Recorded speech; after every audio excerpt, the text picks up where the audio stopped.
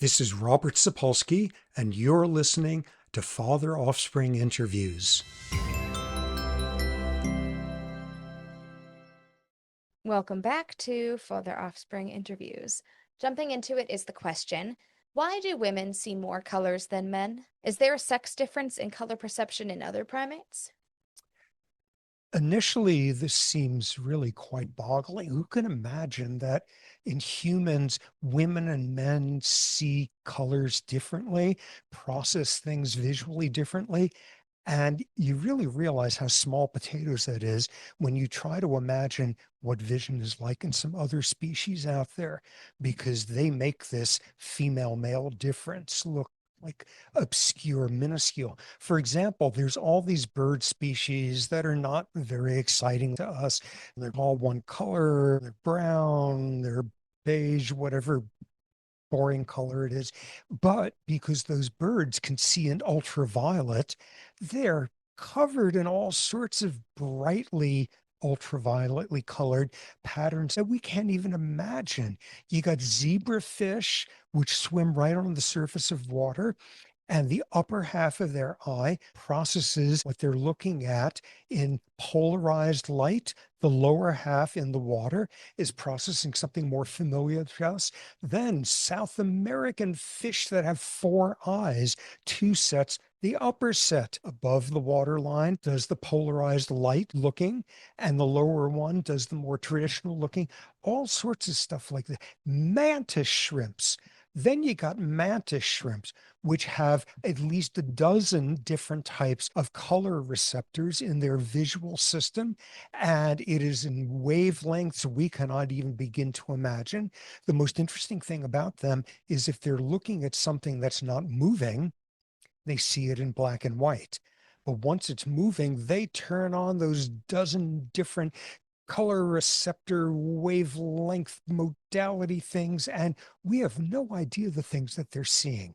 Another example, okay, so we all think about like this wonderful evolution of bees with their color vision and flowers with their multiple colors, and it's easy to assume that bees have evolved to have their color vision in order to recognize flowers.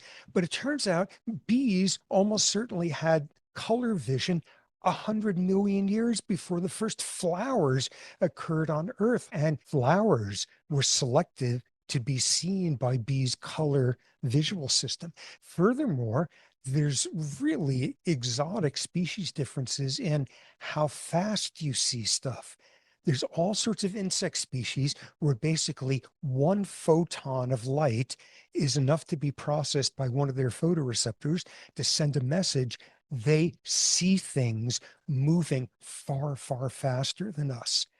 And what that winds up meaning is you get your average insect and you walk very slowly towards it, and it seeing you moving is as unlikely as us looking at a glacier and seeing it moving. In the course of reading up on this, I discovered wonderful experiment in the 1880s, a guy named John Lubbock, who took a prism and was reflecting a rainbow array of colors on some ants. And what he saw was the ants would scurry away. They didn't like the bright light, but then he noticed the ants would scurry away from wherever the rainbow was being cast, plus an extra band over by the violet color. And what had he just discovered? Ants also see in the ultraviolet. That was the first evidence for it. So there's all sorts of weird visual stuff going on with other species, which brings us now to primate color vision. Okay, we got two types of photoreceptors in our eyes, rods and cones. Cones are the ones who do color. And primates have three different types of cone photoreceptors that respond to colors. One responds to long wavelengths, what we call red, one to medium, what we call green, one to short, that we call blue. So that's what primate vision is about. You look at most mammals, though, and they are not trichromatic like that, they're dichromatic. And about 30 million years ago, one of those color receptor genes in some regular old mammal got duplicated, And what emerged as primates had three different ones. And the third one was free to drift over time so that the three different cone types are processing three very different colors. Okay, so that's what primates are up to in general. Why was that a great move on the part of primates? It's because most primates are frugivorous, which means they eat fruits, very, very advanced sensitivity to different shades of red and orange really help you figure out which fruit is ripe, which is not. This was a major advance for primates. Okay, so this brings us to the human sex difference. It happens that the gene for the red orange photoreceptor cone, the gene for it is located on the X chromosome.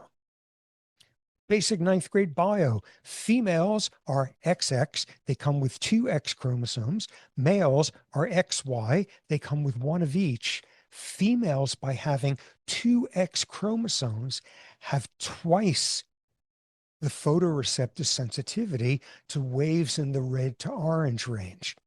And because the two versions on the two chromosomes aren't going to be exactly the same, the range of shades of red and orange that are seen by females is greater than males. And at an extreme where the two are sufficiently different in their responsiveness, the waves they respond to, you get women, 1 to 2% of the population, who rather than being trichromatic are classified as tetrachromatic, four different ranges of color vision. It's not that they see a wider range, it's that they see more gradations in the red and orange extent. So just to give a sense of this, I looked up all sorts of shades, gradations of red and orange, none of which I'd be able to identify. Here's a partial list: auburn, bittersweet, blood orange, brick, bronzed sun, burnt sienna, burnt sunset, carmine, chili orange, coral red, deep carrot orange, deep cinnabar, Ferrari red, fire ant red, fire brick, ginger vermilion, koi red, mango tango. It just goes on and on. So what you see there is there's a striking sex difference in the ability to see these gradations. Women, as a function of just how different the two copies of the gene are on their two X's, are able to see more of these subtle gradations than men can. So that's really interesting. That explains something else as well. Men with only one of these categories of color cones, women with two, men are more vulnerable to color blindness, specifically red-green color blindness. About 1 out of every 12 men has red-green color blindness. About 1 out of every 250 women have red-green color blindness. There's a whole lot more redundancy when you've got two of these covering all the gradations of red and orange. So the question, of course, becomes, why did this turn out? Why did we evolve as a species so that there's this striking sex difference that women are either full-blown tetrachromatic or quasi-tetrachromatic, whereas males are trichromatic? What you see is the usual sort of evolutionary stuff, which is a trade-off. Enhanced color vision, trade-off with that is enhanced acuity, particularly for picking up movement. And you're often running with a sex difference one with that about hunter and gathering and Wrigley, you will remember a million times when you were young, mommy would be out in the backyard gathering and foraging, and I would holler out, honey, do you know where my orange bow is? I'm doing some bow hunting for a mammoth. And she'd say, it's right next to the arrows, next to the microwave. And then a minute later, I would say, no, no, no, no, not that one, the other orange bow. And she would say, you don't have it. Oh, you mean autumn apricot, your autumn apricot bow. It's right next to your glasses. And of course, a minute later, I would say, honey, do you know where my glasses are? Well, what we see here is a consistent, really striking sex difference and what seems like the most plausible evolutionary explanation: selection for gathering, gradations of ripeness of fruits and plants versus attunement to movement and acuity. So next, Sonali from India says, I'm curious to understand the impact of a virus like SARS-CoV-2 on pregnant women and fetal development. Will we witness an elevated schizophrenia risk in future generations?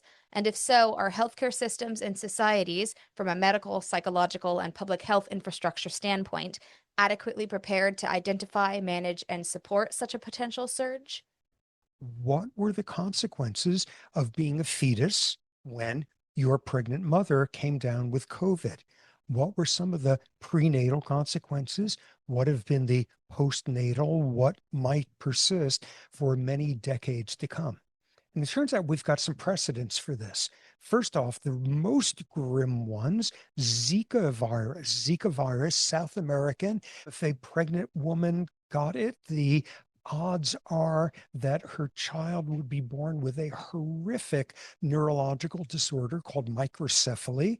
Then, oh, so trendy in the news, hantavirus. If a woman got hantavirus while she was pregnant, there was a pretty good chance that she and the fetus would both die. But where we get our most insights is going back a mere 100 years to the 1918 Spanish flu pandemic. First off, in reading up on this, I always assumed people called it the Spanish flu to be snarky about something with the Spaniards because there's this long history of various countries naming diseases after their enemies. And thus, in France, they refer to syphilis as the Italian disease. In Italy, it was called the German disease. In Germany, it was called the French disease. So I assumed that was the explanation for the Spanish flu. That turns out not to be the explanation. During World War I, Spain was neutral. And meanwhile, the Allied powers and the Axis powers were all censoring their news like crazy. So the populace didn't know there's some disease ripping through. The only news coverage of it was in Spain. And thus it started to be called the Spanish flu pandemic, which is ironic given that the first cases were apparently in a military training center in Kansas, started in the United States. In any case, people have since followed up to see what happened to individuals who were fetuses during the 1918 Spanish flu outbreak.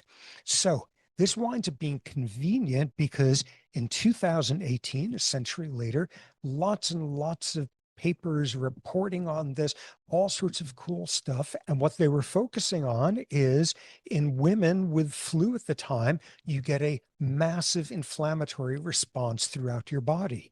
You get lower oxygen content in your blood and thus hypoperfusion through the placenta, all sorts of stuff potentially setting up for problems.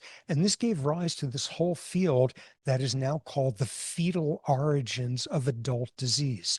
What was going on in your fetal life could be influencing health and disease 3/4 of a century later. And the 1918 pandemic is the textbook example of it. So if you were a fetus at that time, when you're 50 years old, you had about a 20% increased risk of cardiovascular disease, of renal disease, of diabetes.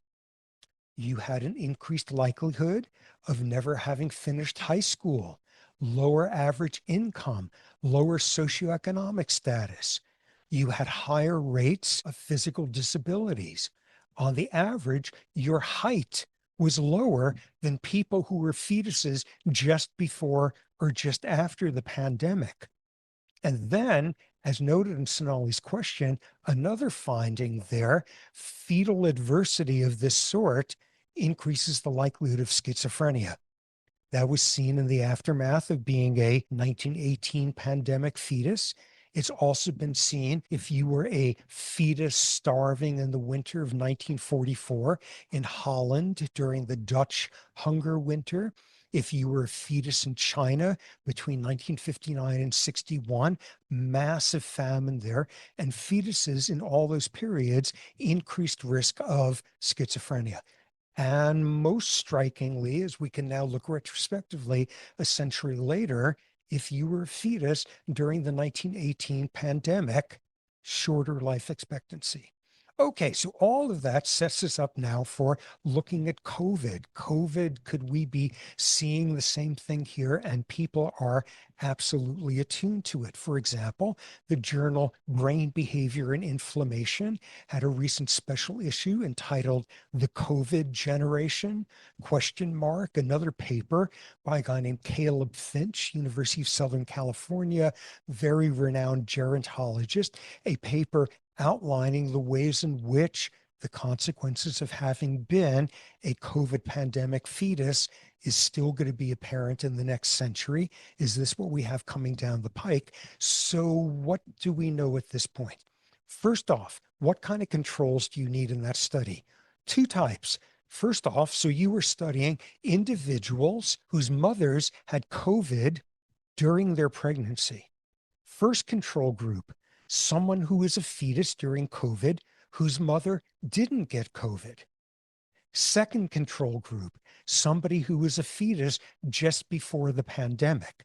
And we're going to see why that's actually quite useful that these studies tend to have both control groups in there. Okay, so what do we know at this point? At this stage, studies have looked at kids basically at the toddler stage, 2 years out. And during COVID, massive maternal inflammation, decrease in oxygen levels being delivered to the fetus. And what is now seen 2 years into it is developmental delays, cognitive delays, social development delays. One study found that 50% of COVID pregnancy fetuses were classified as developmentally delayed versus 14% in the general population. In addition, there's brain changes. There's changes in volume of different brain regions, neuroimaging. And the one pattern that is coming out so far, counter to what one might guess, is in individuals who were COVID mom infected fetuses, there's enlargement of cortical gray matter. Huh, what's that about? There's one precedent for that already. That is something that you see in postnatal brain development in individuals destined for autism. So, none of that's good news. One more focused study showed most of these adverse effects were coming if your mother was sick while you were a third trimester fetus. That's where the greatest vulnerability was. Okay, so back to our two controls. Women who were pregnant going through the pandemic who didn't get COVID, and women who were pregnant before we ever heard of COVID. And you would think those are two same control groups, but something interesting falls out of that, which is even women who didn't get COVID, but were nonetheless pregnant during the worst of the pandemic, were, go figure, stressed as hell in terms of everything that was going wrong. And what you see is the sort of stress we view as everyday stressors, increased levels of glucocorticoids, which disrupt fetal brain development, decreased blood flow through the placenta that is caused by epinephrine, the sympathetic nervous system, and all the psychological stressors and the decreased availability of prenatal care during that period. I think what we're seeing is whether or not your mother got infected with COVID, the consequences of having been a fetus during that period could very well be long lasting. And obviously, more dramatically so if your mother actually got COVID. One piece of good information here: flu, Spanish flu, very, very easy vertical transmission, which is to say the mother would pass the virus to her fetus. Turns out with COVID, there's a little bit of vertical transmission, much, much, much less though.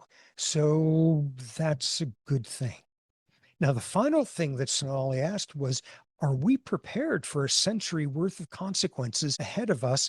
And as of today, recording, the world's wise health officials have just given the green light for all these people who are potentially infected with hantavirus to get off that cruise ship and go back to their home countries. And I think looking at that and looking how the last 6 years were handled with COVID, I think we can pretty safely assume we are not going to be remotely prepared for the consequences of COVID playing out in these fetuses in their old age.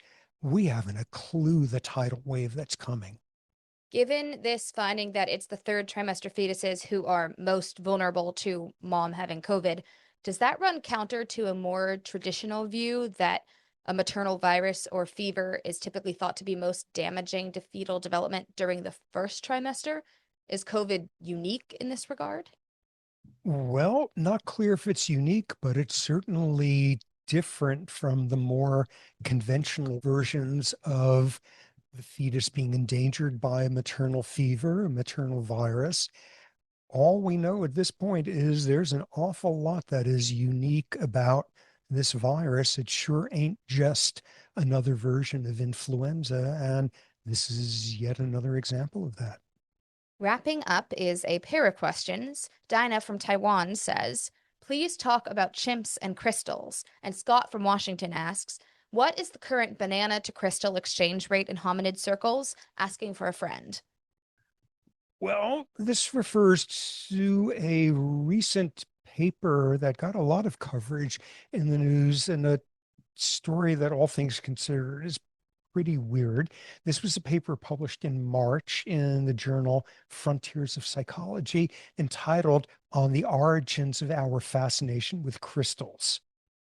What was this paper about? Well, first off, I happen not to be fascinated with crystals. And I realized in reading up on this, I don't actually know what crystals are other than quartz sort of things. And looking up the definition turned out to be totally useless, because what I found online is the definition of a crystal is something where it's a combination of atoms or molecules which form in a 3D crystal lattice.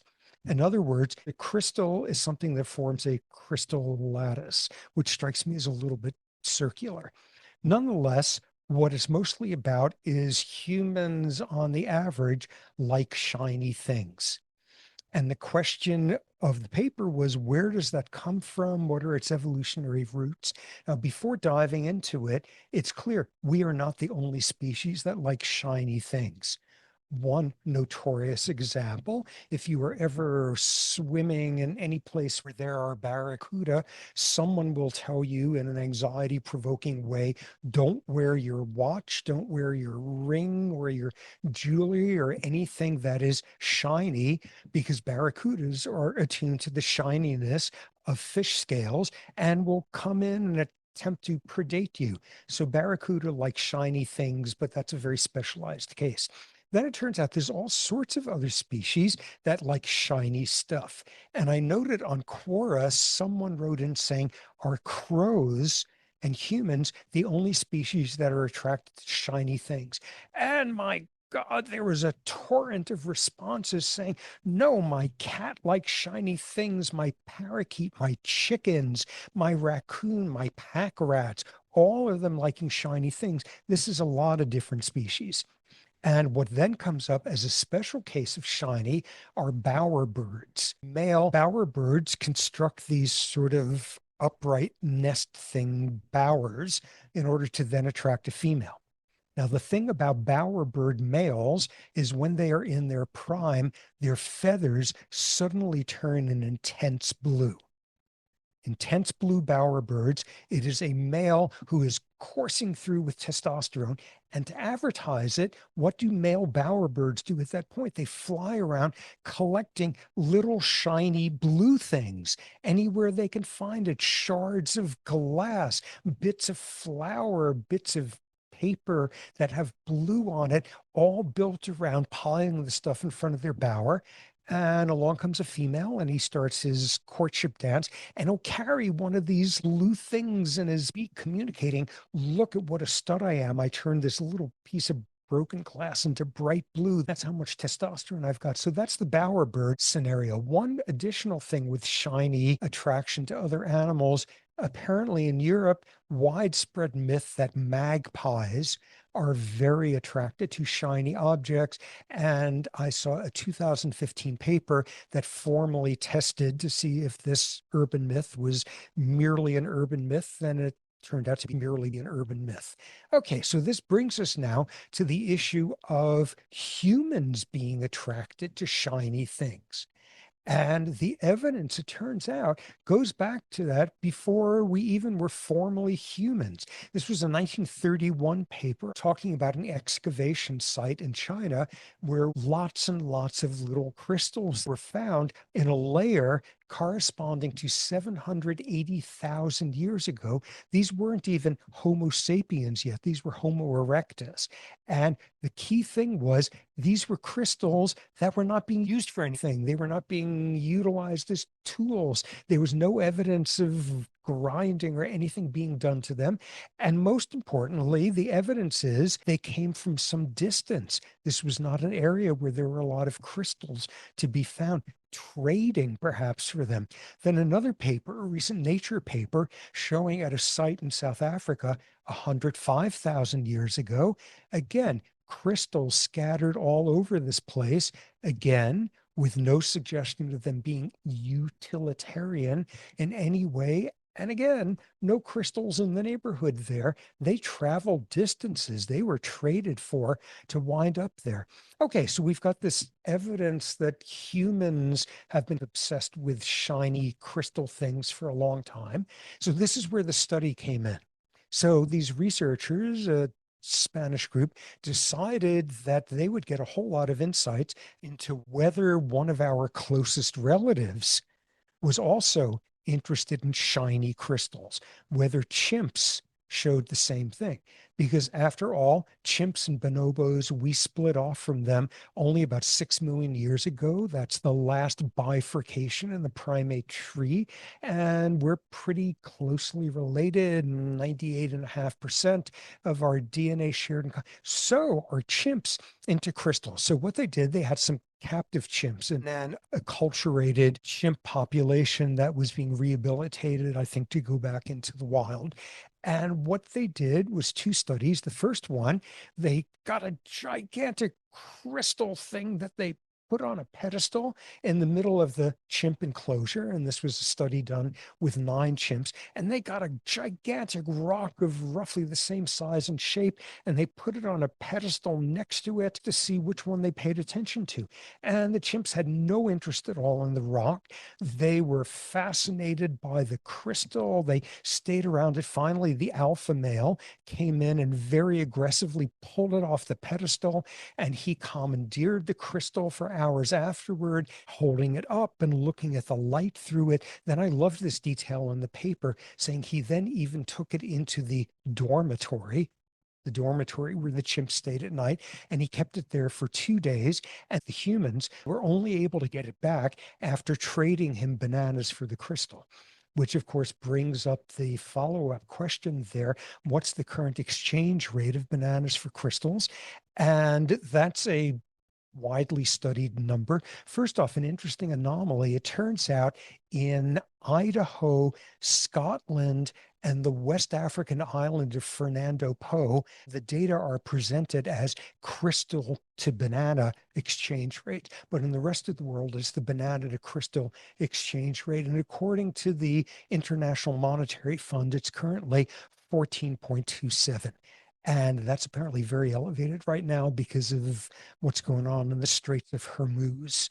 Anyway, so that was the first experiment, that chimps were much more interested in the massive crystal than in the massive rock. Second experiment, the researchers took a whole collection of pebbles and crystals, all of roughly the same size, and scattered it around the chimps' enclosures and looked at which ones got picked up and carried away to be looked at. And very quickly, it was the crystals that were picked up, which were approximately the same size. All the crystals varied as to their transparency, their luster, their shape, but all of the crystals were picked up and carried away. So, what the conclusion is they're kind of taken with crystals, just like humans are. And in the latter part of the paper, the discussion, the authors said, of course, what's the next study they want to do? Let's look at this with gorillas or bonobos or wild chimps. And if they do the big crystal on a pedestal thing, I hope this doesn't lead to the same thing as that monolith. And 2001. Now, where things got very interesting was the authors speculating on what this all means. This was mostly the thinking of the first author, Juan Garcia Ruiz, and what he emphasized in the number of interviews he gave afterward is you don't see straight lines in nature. Nature is all about curves. Nature doesn't have straight lines until you get to crystals. Crystals are the only polyhedral things that you get in nature. Polyhedral, many flat surfaces demarcated by straight lines. And at this point, I think basically Garcia Ruiz got a little bit over the top because he speculated that the fascination with crystals led early humans to begin to appreciate symmetry and repeating patterns and tessellation and geometry and abstraction. And as he said, perhaps this is the only Euclidean object in nature, and that prompted us to start developing our abstract thoughts in that direction and endowing crystals with power, all of that. I thought there were only two troublesome things with this, which is there's the chimps who were just as interested in the crystals, and I'm not sure if they're on the path to inventing Euclidean geometry. The other thing is, I'm a scientist. I've studied some fairly obscure stuff. What possibly prompted this guy to lead this study of looking at whether chimps like crystals? And this seemed very puzzling to me until I discovered the answer to it, which is Garcia Ruiz is not a primatologist. He's a crystallographer. So he has spent his whole life, presumably, being fascinated with crystals. And it is a very special opportunity when the rest of us can gain entree to somebody else's private, unique obsession. And thus, that's what the crystallographers are really wondering about these days. That is all. I'm Offspring Sapolsky, and thanks for your continued support of science and the beard.